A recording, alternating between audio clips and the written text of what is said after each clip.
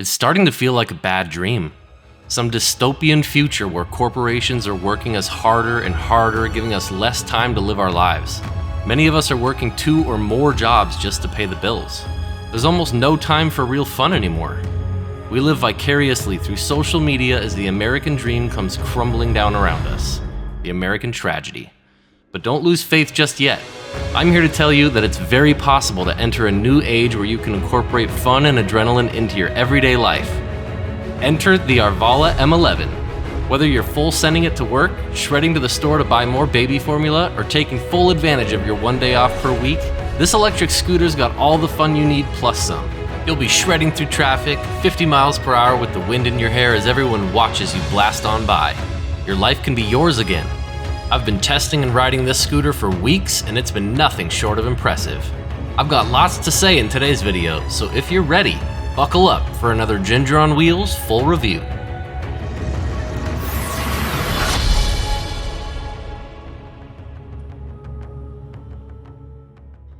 Okay, that was fun, wasn't it? Anyway, between the Arvala's extreme speeds, advertised up to 53 miles per hour, and its stunning metallic violet paint, elegant cable management, and customizable LED array, this scooter looks and rides like it's in a league of its own. Above VSET, Tevarun, Varla, and many of the Dualtrons and Namis, you're sure to impress wherever you go. Me though, I'm a tougher cookie to crack. I've seen and ridden hundreds of electrically wheeled gadgets, but I've got to say I have a hard time staying off this thing. Brilliant color, perfectly programmed sine wave controllers, dual 1600 watt motors, a hefty 35 amp hour, 60 volt LG battery, steering damper, 11-inch tires. What's not to love? We don't have to choose anymore. Do you want something nimble or do you want 11-inch tires? Something fast with brutal acceleration in all modes, or do you prefer a more tame beast? Are you a corner shredder who needs that tight suspension, or are you more of a luxury Sunday cruiser? Now the only choice you need to make is how you're going to tell your significant other that you already bought it, using the link in the description of this video. If you consider yourself a hardcore scooter enthusiast, this video is definitely for you. The Arvala M11 has those ultra-wide 11-inch tires, but suspension that reminds me of carving through knee-deep powder on a bluebird day. You're essentially riding a scooter design that would typically have smaller 10-inch tube tires, but they gave us 11-inch tubeless tires for less flats, more grip, and a smoother ride. Inside the deck is a high-quality 35 amp hour LG battery with dual charge ports and a smart battery management system. Not every rider is the same, which is why you've got customizable suspension with preload adjustment and rebound damping. Combined with the pre-installed steering damper, this all gives you the ability to fine-tune this beast just how you like it. It's got looks that slay, an app for quick view of all your settings, digital keys that use near-field communication to disable the scooter, and my favorite part, again, this near-perfect throttle curve tuning, which is something that is extremely hard to find, even in most $3,000 or $4,000 scooters. In case you couldn't tell by now, I'm a huge fan of this scooter. Now let's get into a little more detail on each component. The deck-to-bar height on this scooter is around 40 inches, and up on these bars, which are 25 inches wide, we have grips with that little palm flare-out that I love so much. The flare-out gives the grips a more ergonomic shape and can reduce hand fatigue on longer rides. They're also great for riders with bigger hands, like me. Holding on to smaller grips going 45 miles an hour just feels, sketchy. Next to our grip, you can see the control panel for the lights, horn, and turn signal switches. I like this newer panel design because it's more water resistant than ones I've seen on other scooters in the past, and it also gives you little green LEDs so you can see if your lights or turn signals are on at a quick glance, rather than having to look down at your actual scooter while riding. The horn's loud enough to be heard without sounding like an actual car, so it works great on trails and paths as well as on the road. The turn signals are not timed on this scooter, which means you push the buttons to turn them on, and then you push them again to turn them off. It's a cool feature that allows you to turn them both on at once to give your scooter hazard signals, which can be especially helpful for staying visible on night rides. The headlight on the scooter is fairly bright too, and I like the positioning towards the top of the stem. It allows you to angle it down to keep it from blinding oncoming pedestrians in traffic, but I don't like the weird red light that turns on the top of the bars above the display here. I think it's supposed to be an easy way to see if your headlight is on or off, but the red LED is a bit bright and can be distracting at night, at least for me. The display on the scooter is a new one for me too. I haven't seen it on any other scooters yet.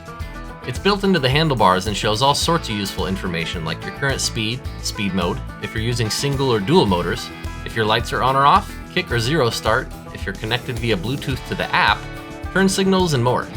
With the click of a mode button on the throttle, the display will filter between tripometer, odometer, duration in minutes, and my favorite part, an accurate battery level from 100 down to 0. That's something we don't even get on the InMotion RS without using their app. Though it is worth noting while we're here that the Scooter and Speedo app are generous by about 1 or 2 miles an hour versus real GPS speed. Another downside here is the brightness level of the display. It could be brighter, as it gets pretty hard to see in direct sunlight. The refresh rate of the LCD is also really slow, which, if it matters to you, it makes the display really flashy on camera. Lucky for us, the Scooter has that app that I mentioned. You can use a phone mount like the one I've linked in this video's description to pop your phone on the bars and get real-time scooter data, as bright as your phone will allow. I've heard the app is extremely similar to the Teveron scooter brand, but that doesn't make it any less enjoyable to look at. The color scheme matches the scooter's aesthetic and shows a slew of useful information, pretty much anything you'll need from current speed to battery voltage, motor current temperature, current speed mode, error codes, and more. I like that you can use the app to easily engage and disengage the motors with a tap too. To get into the advanced settings, the code is 2112 from the factory, and from there you can modify the scooter's top speed, the cruise control, kickstart, as well as change the output and braking levels of each of the 5 speed modes. I like that you can use the app for this stuff instead of having to memorize the P settings like in older scooters. And remember that smart BMS I mentioned earlier? Well, you can tap the battery tab towards the bottom of the app to monitor extremely accurate real-time battery specs, including temperatures, battery percentage, and voltage of each individual cell group, a great feature we're starting to see in these higher-end scooters. You see all these LEDs, right?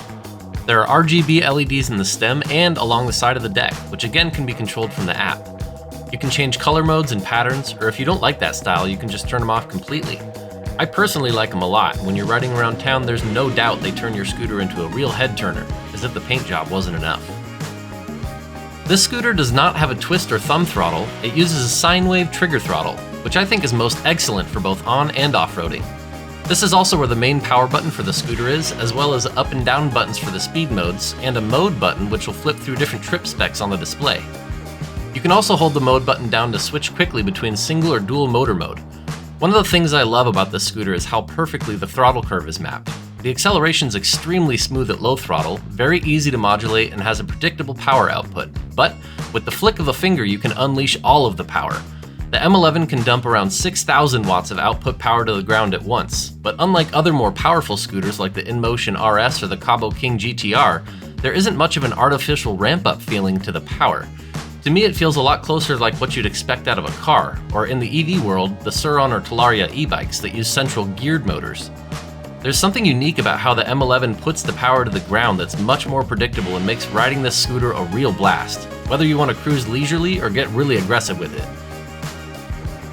Before we move on from the bars, I want to mention these 4 little screws. These are screws that you install when you're assembling the scooter out of the box, but word to the wise, dab these babies with your own blue Loctite when you're putting the scooter together.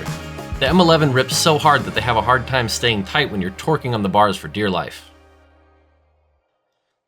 Coming down the stem, we can see our little swinging hook, which is used to latch the scooter into the folded position, but it can also double as a grocery bag hook or backpack holder in a pinch. It makes the scooter really easy to pick up when it's folded, assuming of course you can easily lift 92 pounds, that is. The scooter isn't the lightest thing out there, but that's the price you pay for having these massive motors and battery. One thing I don't like about the folding hook though is that it swings pretty freely in the wind when you're riding. It moves into position by itself when you fold the bars down, but if you're going fast over bumpy terrain, then it can clank against the metal stem. This can be remedied though by putting a small piece of duct tape between the hook and the frame, or a more permanent solution, you can remove the screw from the hook and insert a rubber spacer of your own to snug it up a bit. Moving down the bars a bit, we have our headlight.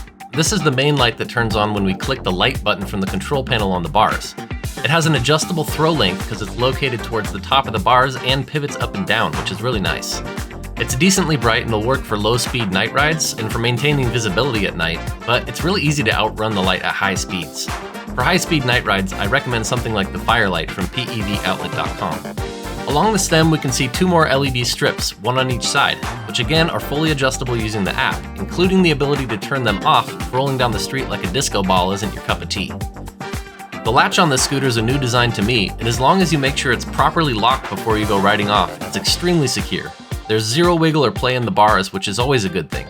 To fold the scooter, you simply pull out the circle silver piece, give it a quarter twist to either direction, then pull on the lever and the latch will come unhooked, which allows your bars to fold down. The swinging hook then folds into a clasp on the rear foot plate, which makes the scooter easier to pick up. It's a lot easier to store or throw in your car this way, but don't expect to go carrying the scooter too far. It does still weigh 92 pounds after all. Between the folding latch and the deck, you'll see a box resting on the neck of the scooter. This is actually a compartment for the sine wave controllers. It's not big or clunky and completely matches the aesthetic of the scooter in my opinion. From what I can see, it seems pretty watertight, but that doesn't mean you should ride the scooter in the rain at all, and we'll talk more about that later. The M11 also comes with a hydraulic steering damper pre-installed and ready to go. It controls how easily the bars turn left and right, and when set up properly, it can help newer riders prevent speed wobbles. I personally am not a huge fan of dampers because they limit the left and right turning mobility and I generally don't get wobbles in the first place, but I still kept mine on because it makes riding one-handed a bit easier, even at 30 miles an hour. On the lowest setting I can still feel the damping effect a little, but just barely, and on the hardest setting it's darn near impossible to turn the bars. That brings us down to the deck, which gives you about an 18-inch by 9-inch platform to stand on, though if you include the rear footplate the total is closer to 24 inches. The size of the deck's no issue for me in my size 13 feet, and it even has a cool military-esque design on the top. I think that despite the paint job, the decals on the deck and the controller box do a really good job of making this scooter look a little more hardcore. Inside the deck's where our 35 amp hour LG battery lives, and it's not a swappable battery, but I think the 2100 watt hours the scooter has is plenty for most riders. In my experience on 60 volt scooters, this translates to about 35 miles of range at 25 or 30 miles an hour. I weigh 220 pounds though with all my gear, so if you're lighter, maybe around 160 pounds, you can expect around 45 or 50 miles of range. The sine wave controllers and the ability to change the rate of acceleration in the app also do a great job of helping conserve the battery. To charge this battery, you'll see there's two GX16-3 charge ports on the scooter, one on each side of the deck. Each charge port's wired with a 5 amp inline fuse, so max charging rate for the scooter is limited to 10 amps. That translates to about a 3.5 or 4 hour charge time with two 5 amp chargers. Keep in mind though, at the time of this review, Arvala only includes one 2.5 amp charger, so with this large battery it's going to take around 14 hours to charge with the stock charger, maybe 15 if you include cell balancing. I'm sure you didn't miss the RGB LEDs on the side of the deck either. They're synced with the LEDs on the stem and again can be turned off using the app. Though, due to insufficient waterproofing, they might just turn off by themselves after a while.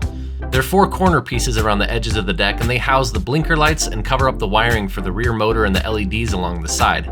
The rear corner pieces look fine to me, but it looks like they recycled the design for the front and back, which means on the front corners, you're left with a big hole where the wires should be going in, but there aren't any.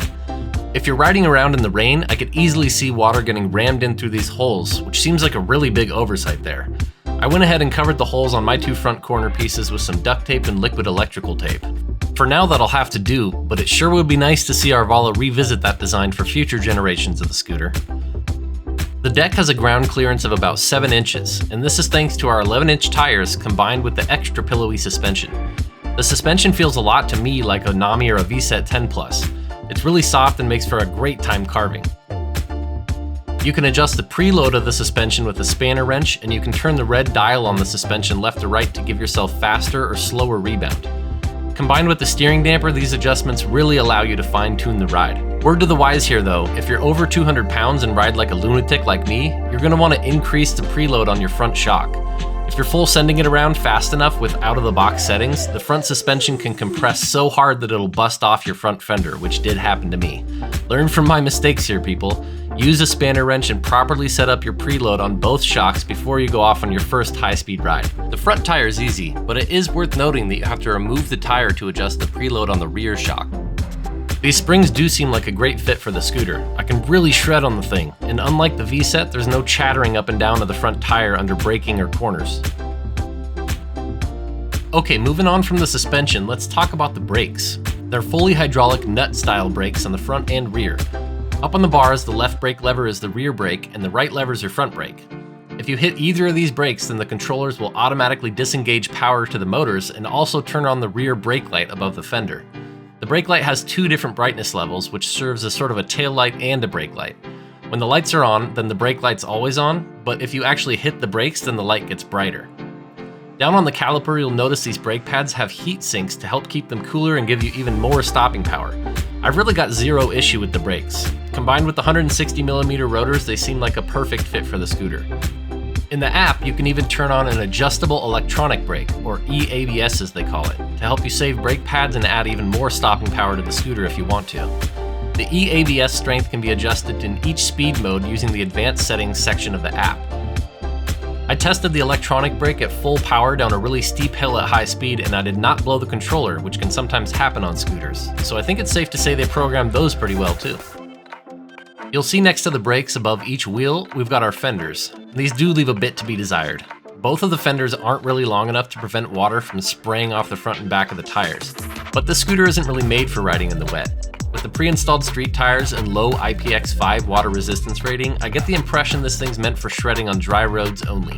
But you could probably pull off a few rides in the rain as long as your two front corner holes are sealed up like mine and you're wearing some nice waterproof clothes. Now let's talk about these beefy motors. These things are heavy. With tires mounted, they weigh about 16 pounds each. Nominal wattage is 1600 watts per motor, but they peak closer to 2800 watts at full throttle. They have absolutely zero problems ripping my huge body up any hill and can give you sudden bursts of power, even at high speed if you need it. This thing can pull me up hills so steep that it's hard to even stay on the scooter as the bars get levered so far back. I did a speed test all bundled up and weighing close to 230 pounds in my last full-length video, and you can see I got 30 miles per hour in under 6 seconds and hit a top speed of 49 miles per hour. If you're under 200 pounds, I have no doubt this thing will hit the advertised 53 mile per hour top speed. To sum up, if you're looking for a high-speed scooter in this sub 100 pound class, then the Arvala M11 is an excellent choice. It's loaded with features that put it ahead of the Makuta, VSET, Tevarun, and even some of the Dualtrons and Namis. It handles like a lightweight sports car with the power of V8 muscle. I absolutely love the look of the thing too, and I'm not alone. Whenever I show up on group rides, everyone always wants to know more about it. Now that you've watched this video, you can tell them anything they want to know. There's a discount code and a link for the scooter in the description of the video, and if you've got any questions, throw them down in the comments below and I'll do my best to help out. Thanks for watching my review on the Arvala M11, and I'll see you all for the next video.